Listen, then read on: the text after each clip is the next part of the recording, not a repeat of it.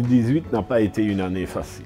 Après une année 2017 plutôt calme, nous avons de nouveau été confrontés à une volatilité plus élevée. Le dernier trimestre en particulier a eu un impact important sur les marchés financiers à travers le monde entier. Non seulement les actions ont souffert, mais ni les obligations ni les matières premières n'ont pu apporter de la consolation. Pour les gestionnaires, il n'existait donc aucun espace où se mettre à couvert pendant ce trimestre compliqué.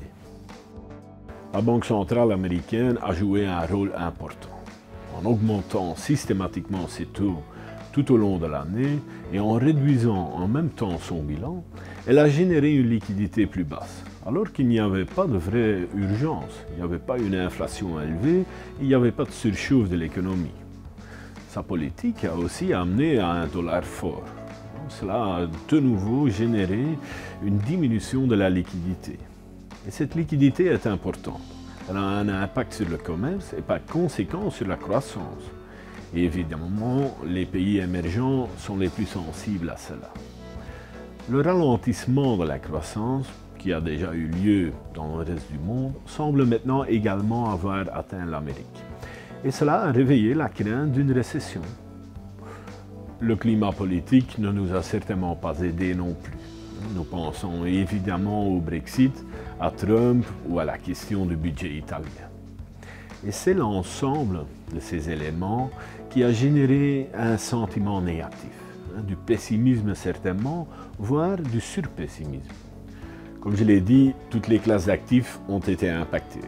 Par conséquent, nos stratégies défensives ont également subi des pertes.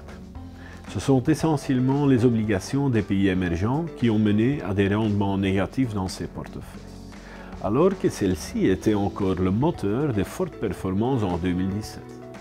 Mais un dollar fort a fait en sorte qu'elles commençaient à peser sur les rendements. Au niveau des actions, pas un seul indice important n'a pu clôturer l'année de manière positive. Et cela s'est fait sentir dans nos stratégies plus dynamiques. Fin octobre, nous avions acheté à nouveau des actions. Nous pensions en effet que les bourses avaient déjà bien baissé. Mais après ce mois de décembre exécrable, nous n'avons cependant pas encore pu en tirer profit. L'incertitude autour des différents sujets politiques sera toujours présente, car il est difficile pour les politiciens de privilégier l'intérêt national ou international. Ensuite, il faudra surveiller les conséquences du pessimisme ambiant sur la croissance future. Car si la croissance se stabilise à un niveau plus bas que 2018, cela ne devrait pas être un élément négatif. Mais si cette croissance baisse davantage, cela aura des répercussions sur les profits futurs des sociétés. Un autre élément que nous devons surveiller, c'est le dollar.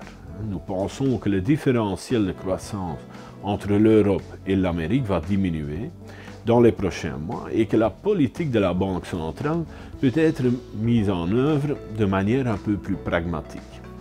Cela peut mener à un dollar plus faible, ce qui peut être positif pour le commerce mondial. En 2018, la plupart des bourses ont connu des corrections de 20 à 25%.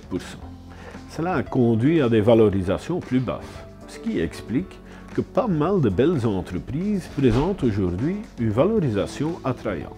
Si le dollar s'affaiblit, cela aura un impact positif sur les obligations et les actions des pays émergents. Nous voyons donc là aussi du potentiel pour l'année à venir. Nous nous attendons évidemment à nouveau à une année volatile et donc nous devrons bien être diversifiés et surtout gérer activement les portefeuilles afin de profiter des opportunités.